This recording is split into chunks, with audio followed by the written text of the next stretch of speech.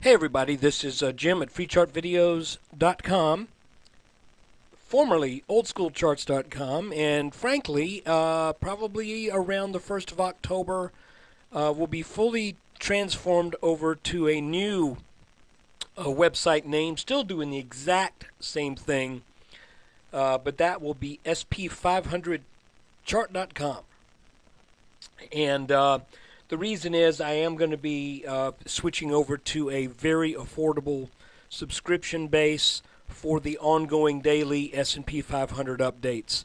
I'm still trying to sort out how to still be of some value to those who do not want to participate in any form of payment, frankly, because I do this for two reasons. The first reason is I mean, I would like to make a little income from it, but the other reason is, honest to goodness, I started doing this website back in October of 2010 because the Bears were getting ready to be set up for a really, really bad rally, and I felt terrible that they were getting so much bad advice on certain websites and YouTube channels. So I decided to do this to try to balance things out. And to be honest with you, at some point down the road, somebody may need to come along and balance me out. Let's just be honest and as transparent as we can about things. I've tried to do that, and I want to keep on doing that. So anyway, still going to use time-honored techniques to understand modern markets. And this video and all future videos will still just be for educational purposes and not intended to be used as any form of investment advice. I'll still be drawing lines on charts, and you'll still have to draw your own conclusions from your own due diligence and make investment decisions that are suitable for your financial situation, which, by the way, I hope is improving. And finally, I have no plans of getting a license, so I will still not be a licensed professional, just a guy who draws lines on charts. Let's look at the S&P 500. Okay, we are looking at a 2-hour chart that really shows this sideways that the markets have been in since, really, you could say since late February. I mean, we are right there at that February level, and we only spent maybe a total of about 2.5, maybe 3 weeks over this gray line right here that is roughly at about 1340 and change. Call it 1342 average. So what are we looking at? Well, to begin with, we thought we had found an inverse head and shoulders right here. The only thing is this pattern formed at such a point to where it really had not reached what I would consider channel support. It's almost like if this was going to break out, it was going to do so before it really reached any major line. So I'm kind of thinking the markets just say, wait. This is what we want to do, but we can't do it quite yet. Okay? Now that does represent investment indecision, and that does mean anytime the markets have not decided, the safe bet is to stick with the idea that the markets have not decided. And we thought this was a decision right here back in very late April, but that did not last, and we ended up selling back down. And you know, what can I say? It's just the nature of the beast. So you take 2 steps back and you begin to wonder, is something else going on here? Well, then we developed into this sell-off that started back at the beginning of May, and I think at this point I'm pretty safe in saying culminated in late June. So sell in May and go away, it would have worked this time. Historically, that's not really the case, but in this case, it would have been. And the reason I say that is the sell in May and go away crowd. It doesn't mean you sell on May 1st and buy back in June. The sell in May and go away, they don't tell you when to return. On average, they say return in October. So sell in May and go away, I believe, this year, when we look at where we'll be in October, the jury is still out. But this is what happened. We had this sell-off that took place in a rounding bottom, and now came back down to test this black line of support just a little below 1300, and we bounced off that. We're going to take a closer look at this little section in just a bit. But you know, there's a stupid song that says something like everything old is new again, and there's a lot of truth in that. I mean, if you look at particularly clothing fashions, you might say, wow, you know, I remember being a high school kid in the 1970s, and James Brown had his song called Hot Pants, and everyone was talking about, ooh, look at this crazy new fashion called hot pants. Well, my mom was almost 40 when she had me, and she looked at those and she said, those are nothing but, they used to be called short shorts. And they were around back in what, the 30s or 40s. So everything old is new again, and we're going to maybe see some of that in this detailed chart. So let's take a look. Let's see if a 30-minute look will do it. Yes, it will, but I'm going to go to a 15-minute chart because we'll pick up a little bit more detail. All right, here's what I think we're getting ready to do here. We'll kill the volume on this. When the S&P was rising off this bottom line here, roughly this blue line, you can see that it moved up a number of days. Then it broke that channel and kind of went sideways for a little bit with an obvious line of resistance.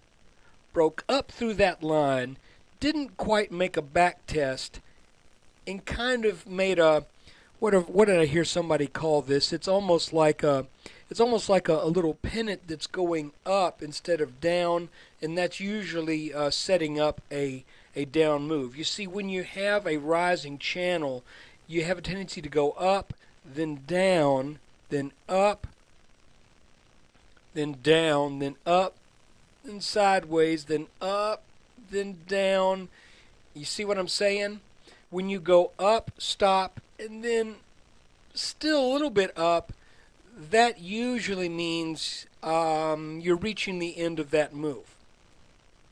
So we went up and down, up, sideways, up, and now we've gone sideways again. As a matter of fact, let's look at this on a 5-minute chart. And we have not reached this blue line yet. I'm thinking that I don't know what Congress is going to do over the weekend. Here it is Sunday. I haven't watched the news shows or anything. But it's looking to me like we may be setting up this little area of resistance around 1347.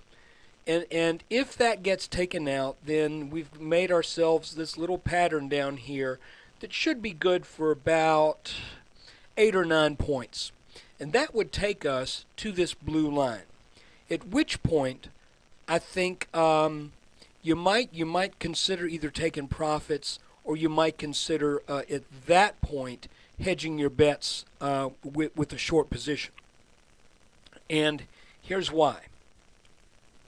Looking again at this larger pattern that is defined by these blue lines here, we've had one touch on the bottom, 2 touches on the bottom, 2 touches on the top.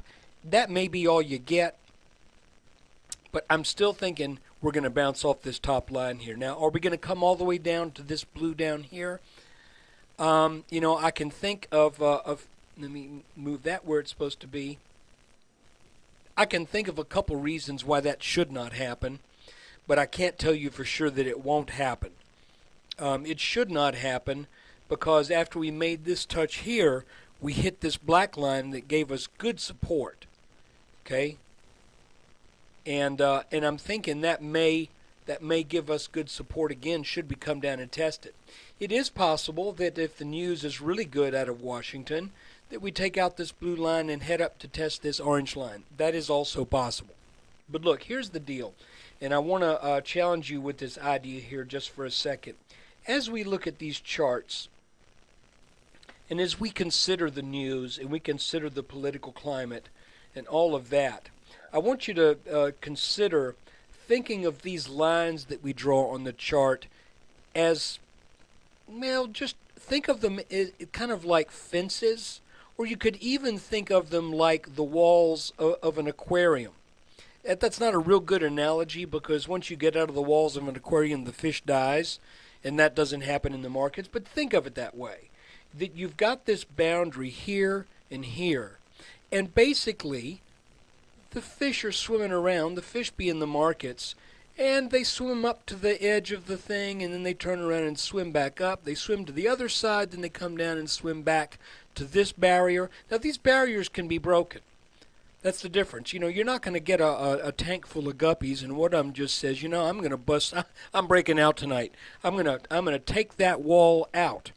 The markets do that. Fish in aquariums don't. But what I'm saying is this: the news is like people on the outside of the aquarium tapping on the tank. You know what I'm saying? So you come up here, and we think it's bad news, and all of a sudden, bap, bap, bap, and then the fish turns and swims up here, bap, bap, bap, and it swims back down. And all of this kind of happens within the confines of these technical areas. But every now and then, you get a piece of news that is major enough to bust the walls down. And so what's going on right now, quite frankly, I cannot tell you how the markets react. I can tell you, if there is no budget deal and the deadline passes, you know, if the markets sell off really heavy on that, there's going to be a part of me that's thinking this is so stupid. And why is because all it would take would be for the next day the president to say, okay, I give in. Let's do what you guys want to do. All it would take would be a few decent men to decide we're going to work this out. And I know that there are some serious political differences right now, and I don't want to get into that. But you know what I'm saying. We are in times where it is possible for something to happen that is going to do something to the structure of this pattern. And when you consider the fact that we've really gone sideways for more than 5 months, something's going to happen. We're either going to break out of this and, like I said, head on up to the mid-1400s, which I think is a very easy thing to see, or we're going to break down out of this and we're going to head down to the mid-1100s. And I said that more than a week ago as we were looking at this pattern. This is a situation that the market is serving up an opportunity for about a 120-point move, either up or down. And right now, I still favor up. So let's see what happens. And I appreciate you watching this video. We'll do another one tomorrow. Maybe we'll know a little bit more. And as always, thank you for watching this. And I hope you'll come by freechartvideos.com and spend a little time. And actually, when you go there, it's going to say already SP500chart.com, like SP500, like S&P. So it's SP500chart.com, and I'll go into some of the details coming up in the next week or so about the changes that will be made. I'm going to put these off until October because I want to be able to say that, hey, I gave this a shot, doing it absolutely free for a full year, and even after that, I really want to try to do this in such a way to where what I do, if it is of any value to you, that it continues to be, even with a small investment, still of tremendous value. Thanks again for watching. Take care.